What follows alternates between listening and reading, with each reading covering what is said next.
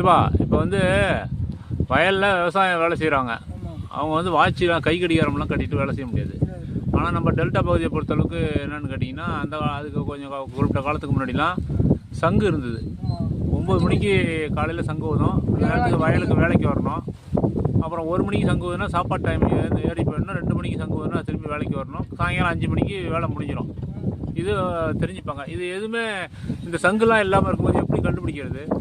காலையில் கற்கல்ல அதாவது வெள்ளி முளைக்கும், அதை வச்சு பொழுதுபடியாக காலம் அதெல்லாம் வர்றது. வயலில் வேலை செஞ்சுட்டு இருக்கிற நம்ம எப்படி தெரிஞ்சுக்கிறது? மத்தியானம் இப்போ கரையறனா எப்படி? முடிச்சு தன்னிழல் தன்னை காக்கும், காத்துட்டு கொஞ்சம் மேற்க தன்னிழல் தன்னை காக்கும். ஆமாம், அதாவது நிழல் வந்து அங்கேயும் அங்கே சாயாது. அங்கங்கே சாயாது. நீங்கள் வெயிலில் உட்காந்து விளைஞ்சாலும் நின்று விளைஞ்சாலும் உங்கள்கிட்ட அப்படியே இருக்குமா? ஆமாம், அப்படியே நிற்கும். அதாவது உச்சி போகுது, அந்த நிழல் சாயாது. சாயாது. அப்படின்னா நீங்கள் மத்தியானம் சாப்பாட்டுக்கு ரெடி ஆகிடணும்னு அர்த்தம். ரெடி ஆகிடணும்.